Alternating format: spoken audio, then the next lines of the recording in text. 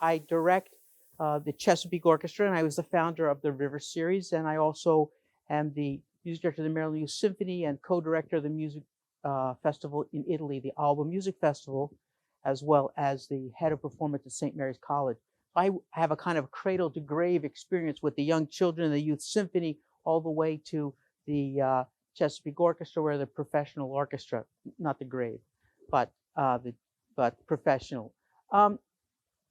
I am from Maryland, but my first opportunity to leave Maryland for higher education was as a member of the Maryland State All-State Orchestra. They walked on the stage, and right during the intermission, and Hart College of Music offered to me a scholarship to come to Hart College. I knew the trumpet teacher there, which was my instrument, and so I came home the next night and said, "Oh, I'm going to go to Hart College." They accepted me on the stage, and my father said, "We didn't discuss that at all." I said, "Well, they offered and I accepted." So he went and saw the school with me at Hart College, and after about 3 months, I got a phone call from in French, and they were calling from Switzerland, and I was offered an opportunity to go up with among 100 students from around the world to live in Montreux, Switzerland at the Grand Hotel, even with room service. So my life's gone steadily down since that period, when we wake up every morning on Lake Geneva, the lake, and you could see the Alps as the fog would burn off. And so I was there for about a year, and after that, I went to Manhattan School of Music. At the end of my time at Manhattan School of Music, my last month or so, my teacher told me that I should get ready to audition for the Jerusalem Symphony, which I did. And the Jerusalem Symphony, I went to the audition, and I won the job. And I was afraid to tell my family that I'd won the job because my mother had suffered so while I was a year in Switzerland. I was afraid to tell her that I was now going to go to Israel. Usually when you have a new job as a college student, your family's so excited about that. And so I waited 2 weeks, and during those 2 weeks, I found out from my roommate that a young woman whose father had been the principal viola of the New York Philharmonic, Saul Greitzer, Deborah, had won the first bassoon position of the Jerusalem Symphony. So I used that time to try to tell my mother, and I could hear her crying over the phone that I'd be going to Israel. And I later married Deborah, even though I didn't know her at the time that I used her to tell my mother that I won the job. After a couple of years, we decided to come back to New York, and I played in New York in freelancing. I got a chance to play at the Radio City Music Hall and the Rockettes and the New York Philharmonic and the Brooklyn Philharmonic. And then it came time I auditioned for the Radio and Television of Italy, which is based in Torino, and I ended up 5 years in Torino. And this is relevant to my overall story to explain to you how I arrived here in St. Mary's County. And we were on television every week, both in Israel and in Italy, and I was very popular in this historic district of Torino because of those television broadcasts. And then one day, after 5 years, we woke up one morning, and no one was talking to any of the Americans that were in the city, and we didn't know why. And we found out later, finally, when going from coffee bar to coffee bar, that somebody said, "You bombed Gaddafi," and that's why they were mad at us as Americans. Of course, we were all asleep at the time that the planes left Sicily and bombed Gaddafi because of his bombing of Pan Am 103, which was brought down over Lockerbie, Scotland. Everybody had felt, everyone was mad with Gaddafi, but we Americans didn't realize that Libya, the Americans living in Italy, didn't realize that we were that Libya had been a colony, and that Fiat and all the major Italian corporations had businesses and Italians working in Libya. So everybody was upset. Within a day or two, while there was a lot of anger toward Americans, I got a call from St. Mary's College, which we knew of through its prior Tidewater Music Festival. And they asked me if I wanted to come and do a visiting year. So I said to my wife, "I think this is not a coincidence that this was meant to be." And so we came to St. Mary's College and took that position. So hold that thought, because when we, a little later in that period, St. Mary's County had a chance to be in contention for economic development. The Navy base that was here was founded in 1942 to 1943, and later the test pilot school at Patuxent River was founded, I think, in 1958.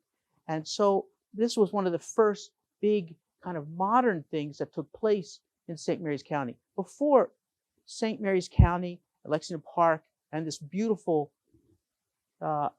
land that is surrounded by rivers and beautiful rural community was, in the last 100 years, the refuge of poets and painters and oystermen and farmers, and of course people that had been here for several hundred years, families that had been here for several hundred years.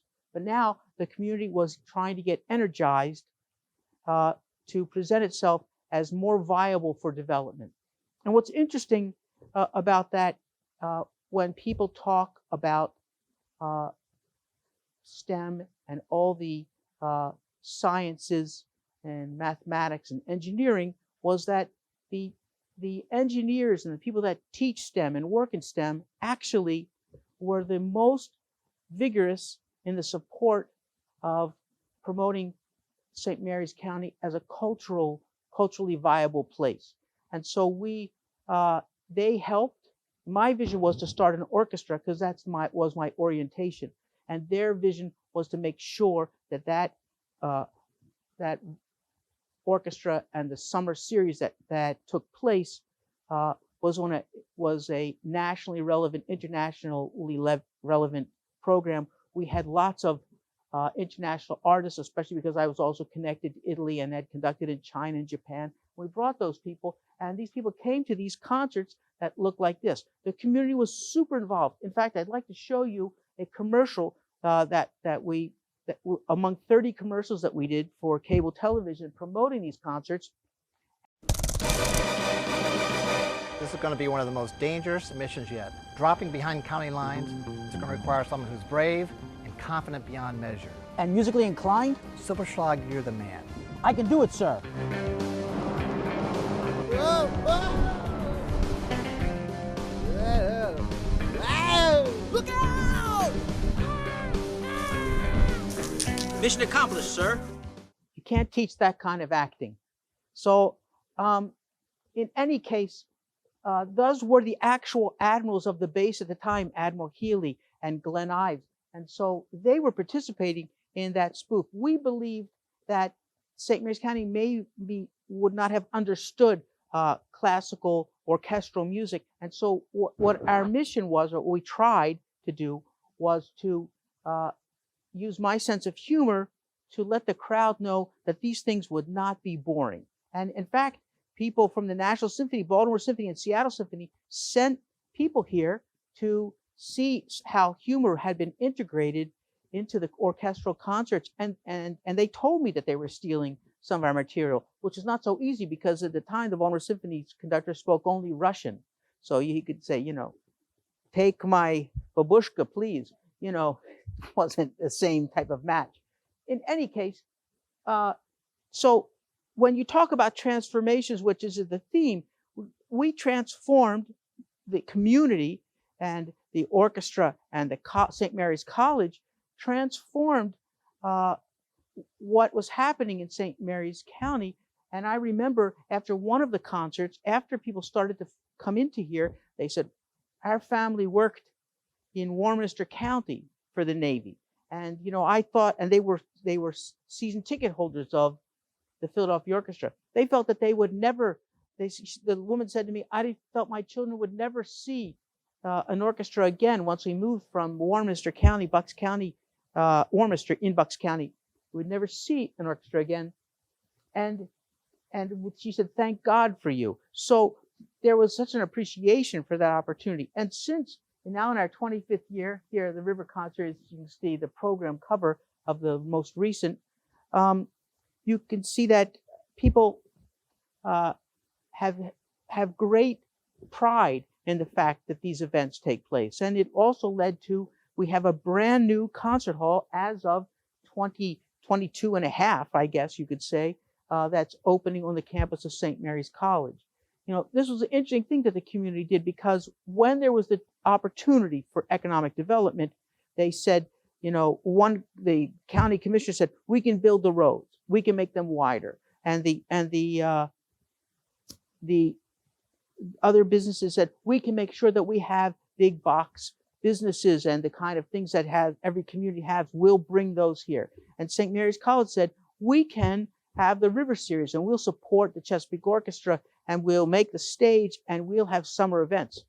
Incidentally, at some point about 10 years later, somebody was said to me at a meeting, we need more events because we're trying to recruit engineers and people of technology, and they have to be able to meet each other more. So I said, we have the River Series. And they said, well, that only happens in the summer.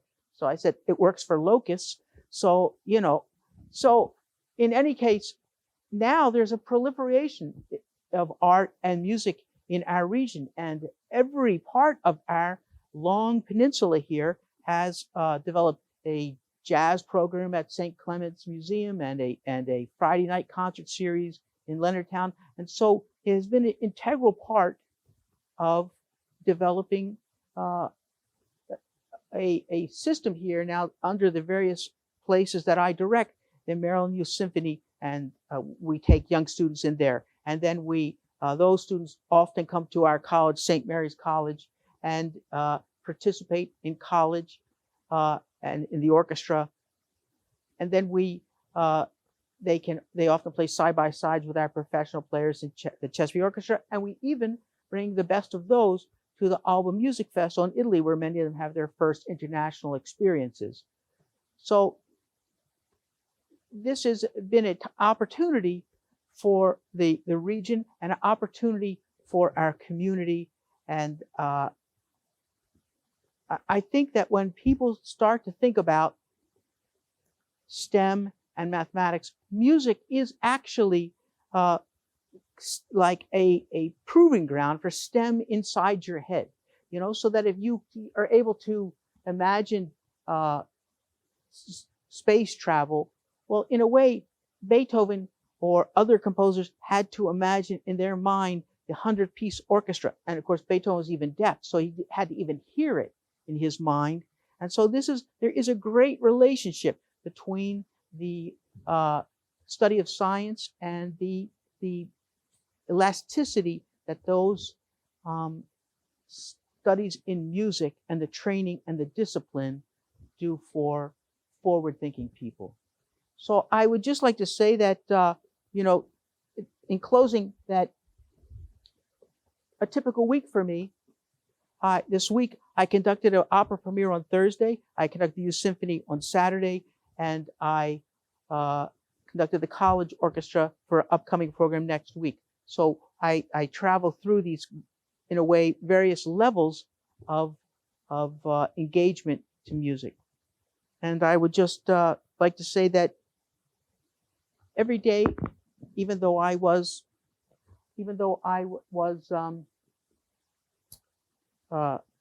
have practiced every day trumpet since I was about 8 or 9 years old, when my grandmother taught me how to play trumpet at first, because her father, my great-grandfather, was a trumpeter and French horn player in the European circus. I've been rewarded, and my wife, a professional bassoonist, have been rewarded in our lifetime of music, because our two sons, now one is first horn of the Cleveland Orchestra, and the older son is first trumpet of the Hawaii Symphony in Honolulu. And so we all collaborate, and we're part of a family of 17 musicians. And believe me, we have lots of extra interests, but my most pressing event now is a little bit of practicing. If you would just excuse me.